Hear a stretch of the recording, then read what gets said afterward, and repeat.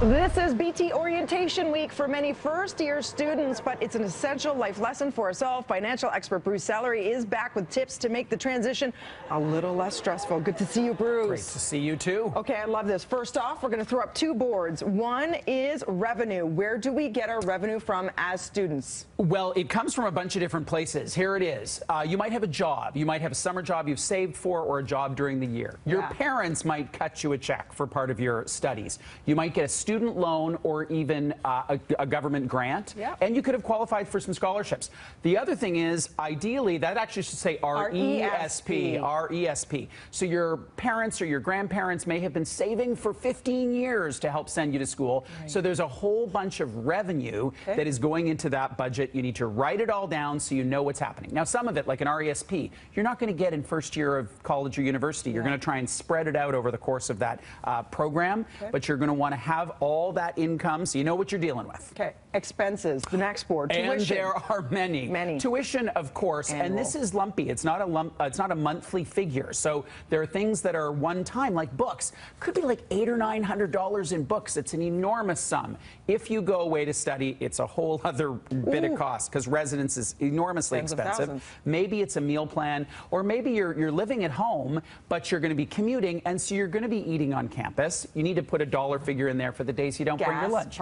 Gas, parking, all that kind of stuff. Beer is a category. You need to put beer. I put it as a category, and I don't mean to endorse drinking, but the reality is when people start that phase of life, they entertain themselves in ways that they wouldn't have if they were younger. And maybe that's clubbing, it's beer, it's whatever. Watching movies. For me, it was that, and it was going to restaurants. Call it the entertainment budget. Right? In my case, it was mostly beer. Okay. Yeah, that was kind of how we rolled. But put it on there. Try and keep up with people. Given that you're going to be showing this to your parents, you could just call it entertainment. And say, you know, it's for my Netflix subscription or whatever. Now, people they dislike budgeting. They think it's too much work. We actually have a worksheet that you can use, and you say get on it early to form the good habit. It'll be on our website. So it's the FCAC Student Budget Planner. There you go. This is a great government service, and it provides all the categories, all the tabs. It's all on there.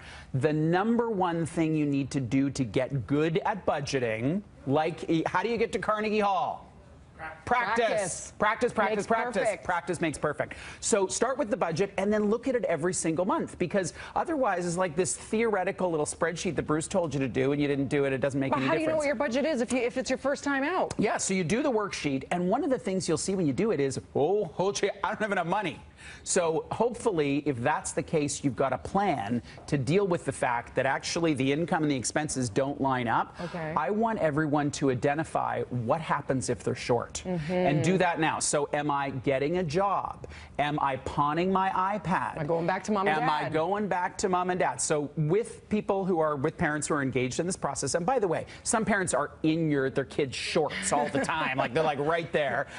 When I was growing up, I'm the youngest of 5 kids. My parents didn't even know if I was home half the time. Like that wasn't the dynamic. I was loved, but not helicoptered. So with your parents, if you run short, what are they going to do? Are they going to gift you money? They're going to bail you out. Are they going to loan you money? And if so, what are the terms? Or are they going to say, too bad, so sad, this is your life, move on. So just have that clarity before it's sort of like the Sunday night and you realize, I don't have any money for food this week. Or you just spending too much. Are you wasting it? And it all depends on the program. I know with me, I was able to keep a part-time job throughout my university and college years. My sister, not so much. She had 19-hour days for what she was required to do for her studies. So it also depends on what you're studying and how much free time you have. Big trade-offs. Am I going to work during the school year, or I'm going to say I'm not going to work and I'm going to work like a fiend every single summer?